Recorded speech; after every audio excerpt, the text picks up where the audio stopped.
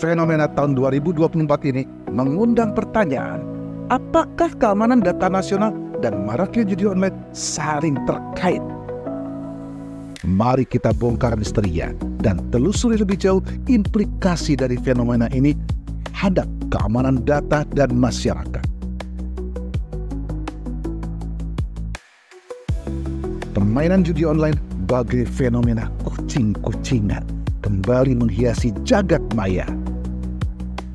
Masalah utama yang kita hadapi saat ini adalah keseimbangan antara semangat untuk memberantas perjudian online dan polemik ancaman pelanggaran data nasional. Virus digital merayap, menginfeksi jantung pemerintahan dan dunia pendidikan, mengancam kedaulatan negeri. Sebagai bentuk penghormatan terhadap martabat negara, Polri melalui Polda Metro Jaya telah melumpuhkan jaringan perjudian online dalam semesta digital yang penuh tipu daya. Kini, ketujuh tersangka harus mempertanggungjawabkan perbuatannya di hadapan hukum dengan ancaman hukuman penjara 1 dekade. Sejak 2022, serangan cyber terhadap situs pemerintahan dan pendidikan terus meningkat. BSSN mencatat 2.348 situs telah disusupi, sementara Kemenkominfo pada tahun 2023 melaporkan ada 683 situs pemerintah ditunggangi. Lebih dari 850 situs domain go.id termasuk situs pemerintah dan pendidikan telah diretas. Mereka menyalurkannya ke jaringan judi online di Kamboja seharga 3 juta rupiah hingga 20 juta rupiah per hari, tergantung pada traffic situs. Ada beberapa alasan mengapa judi online menyasar situs web pemerintah. Sesungguhnya, situs pemerintah go.id bukan domain yang dominan dalam lalu lintas internet Indonesia. Dominasi situs web didasari oleh berbagai faktor, seperti metode algoritma, pilihan kata dalam mesin pencari, jenis konten, backlink, aktivitas media sosial, dan pengalaman pengguna. Namun, ada beberapa alasan di balik pemilihan situs web pemerintah oleh para pelaku judi online.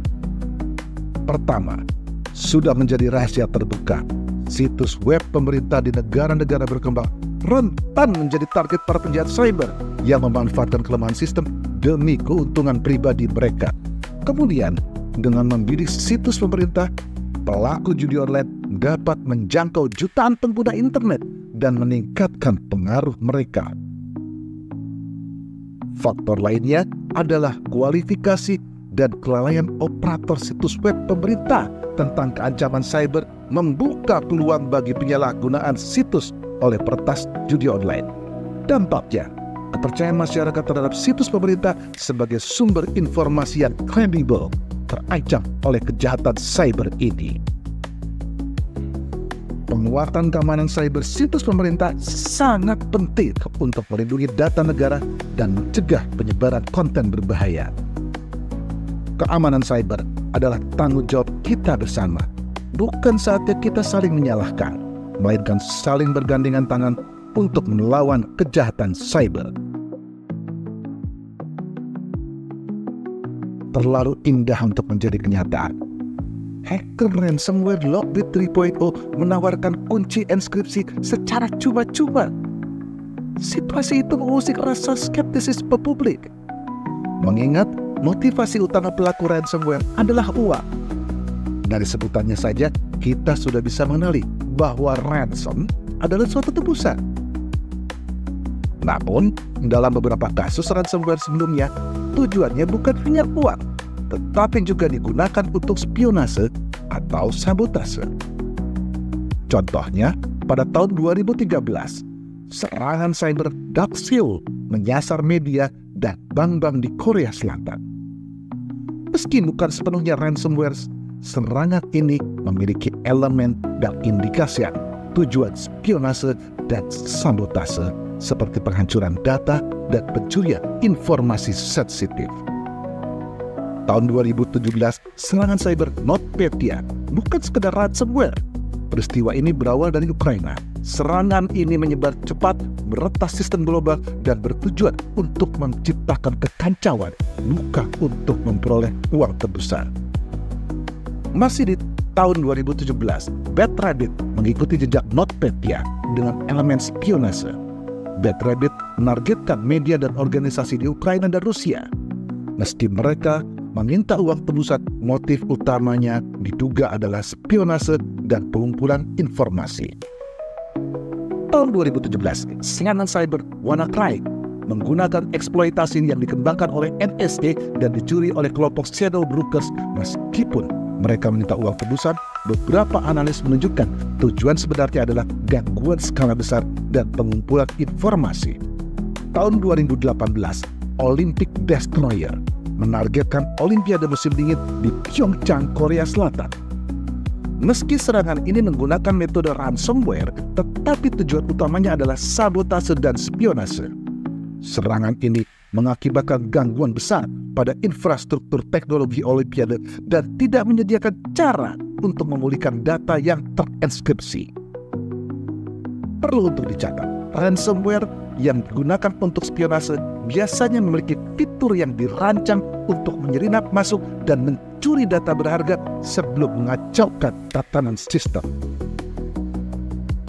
Berdasarkan histori sebelumnya, sungguh ajaib apabila sebuah ransom, namun mereka memberikan enskripsi secara cuma-cuma, dan mereka sangat mengetahui akses masuk serta kelemahan digital nasional.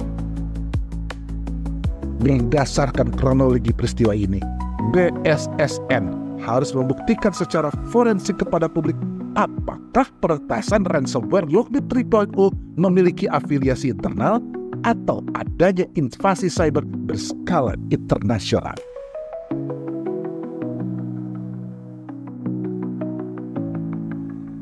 Judi online dan pelanggaran data, sebuah kaitan yang mengkhawatirkan. Judi online dengan pesatnya pertumbuhan pengguna telah menjadi lahan subur bagi macam-macam tindakan kejahatan cyber. Salah satu ancaman terbesar yang ditimbulkan oleh aktivitas judi online adalah pelanggaran data nasional.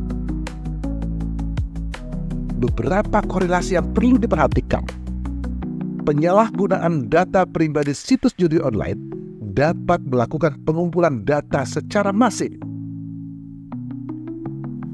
Situs judi online seringkali meminta data pribadi pengguna dalam jumlah yang besar, mulai dari nama lengkap, alamat, nomor telepon, hingga data keuangan.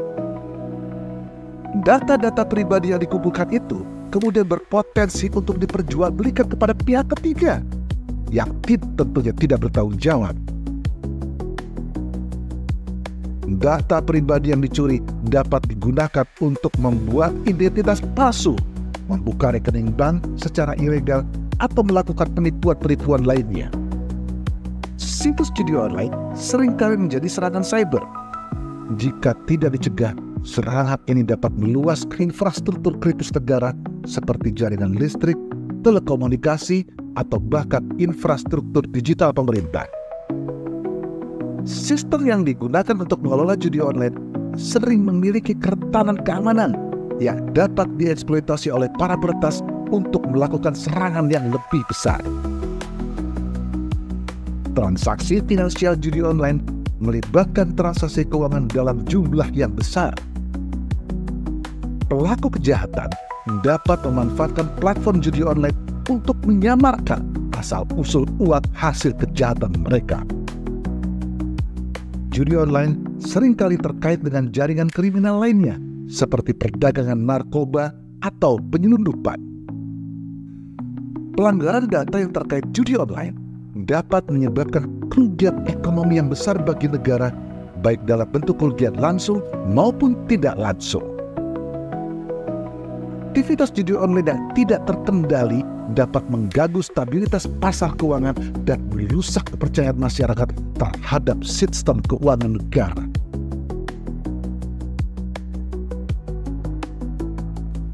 Mengatasi ancaman pelanggaran data yang ditimbulkan oleh judi online diperlukan berbagai upaya yang komprehensif. Pemerintah perlu membuat regulasi yang tegas terkait penyelenggaraan judi online dan memberikan sanksi yang berat bagi siapapun yang terlibat dalam judi online. Pemerintah harus meningkatkan keamanan sistem digital untuk melindungi data pribadi pengguna. Dibutuhkan edukasi masyarakat secara masif tentang bahaya judi online dan cara melindungi diri dari ancaman cyber. Kerjasama internasional sangat diperlukan untuk melacak, menangkap para pelaku, dan mencegah kejahatan cyber lintas negara. Sobat, sampaikan pendapat dan pengalaman Anda tentang jeratan judi online dalam pencurian data yang mungkin pernah Anda alami pada kolom komentar di bawah ini. Sampai di sini gelar kasus, waspada.